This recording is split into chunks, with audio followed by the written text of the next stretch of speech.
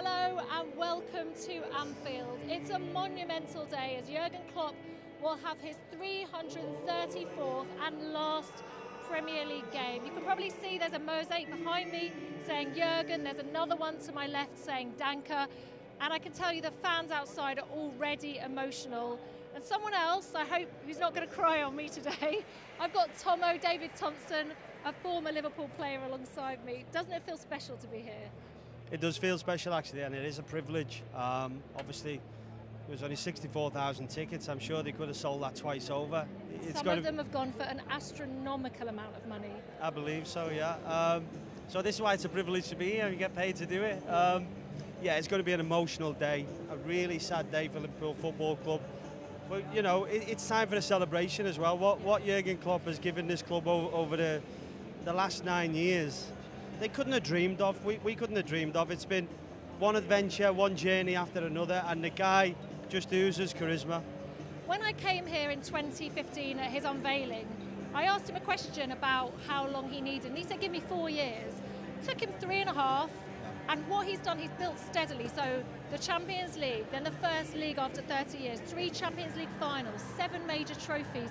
There can't be a Liverpool fan out there who's unhappy with that. No, I don't think anyone's unhappy with it. And he was so close on numerous times as well. To lose the league with 97 points is just, it's unheard of in the modern football. An exceptional man, an exceptional talent.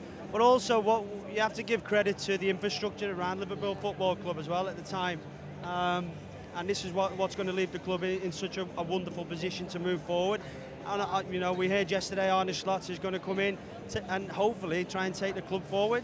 We've seen managers come in, so after Sir Alex Ferguson we saw David Moyes have a really tough time. We've seen the post-Wenger era be very tough for Unai Emery, for example, and others. How do you think Slot is going to fit in here?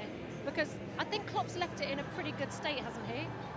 Yeah, I think he's left it in a great state, and I think if you look at the teams that, you know, Manchester at the time when Fergie left, that was an aging side. He did well to win the league the season before with that team. Same with Wenger.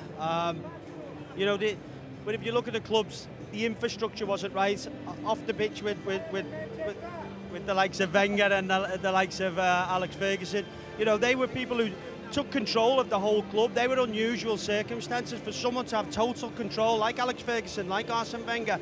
The difference is Arne Slot's going to come here. He's inheriting a great set of players, a club that's financially stable. They've got a great stadium. They've got the right infrastructure off the pitch. You know, with Michael Edwards coming in and Richard Hughes coming in. There's an overhaul of the recruitment departments, and that's an exciting time as well. So they've got money to spend, and you know, they'll spend it in the right way. And I'm sure there's some exciting players on the way to Liverpool Football Club. And one of the most phenomenal stats that I read on Jurgen Klopp is that he has brought through 45 teenagers. He's given them their debut, 21 in the Premier League, which is quite outstanding in such a short period of time. So I think the future's bright, and of course so many players will want to come to Liverpool Football Club, as you say, because of the great infrastructure. Well, you know, that makes it an attractive proposition if the club's out there in the market for youngsters, the best talent throughout Europe. You know, you've got to have that connection between the academy and the first team. Well, you've got to earn that right. Jurgen Klopp wouldn't have done that when he first come in the first 2 seasons, because you can't afford that. You're judged on instant results. He's had to earn that credit and that trust, and that's what happened. You know, the fans trusted everything he did, and if you look at what happened in the cup final in February, you know, when he was putting the kids on, it was one kid after another, and all of a sudden it was like a team. It was like a youth team beat Chelsea. But the fans were going crazy. They were ecstatic. He loved that game, didn't he? Oh, he says it's the best game of his career. I cried. I actually cried watching that game. Wow. I was really proud to be a Liverpool fan at that moment. And it was an exceptional moment, but I cried at that game. I'm definitely going to cry at this game. You are. Talk of exceptional moments. What stands out in Klopp's tenure? What were some of the best moments for you as a Liverpool fan and a former player?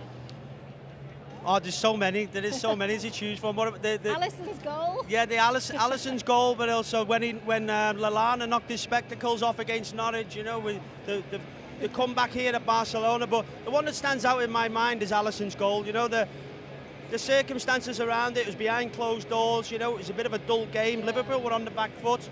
Alisson comes up, he puts the ball in the back of the net, the last kick of the game virtually, and then that season qualifies them for the Champions League, and then they go on the next season to win it. So it's like, you know, he talks about the adventures and the journeys that he's been on with this club, and it does only happen to this football club. They do things the hard way, but it's exciting, it's a roller coaster, it's a journey, and we thank him for that. Yeah, it's a very special day. It does feel like a privilege to be here. I'll try and put my arm around you if you're feeling extra emotional. It is Liverpool against Wolves. We don't even give a mention to Wolves. It does feel like the Jurgen Klopp show, doesn't it? But thank you, Klopp, from everyone in the media and from everyone surrounding the football club. What an incredible job he's done.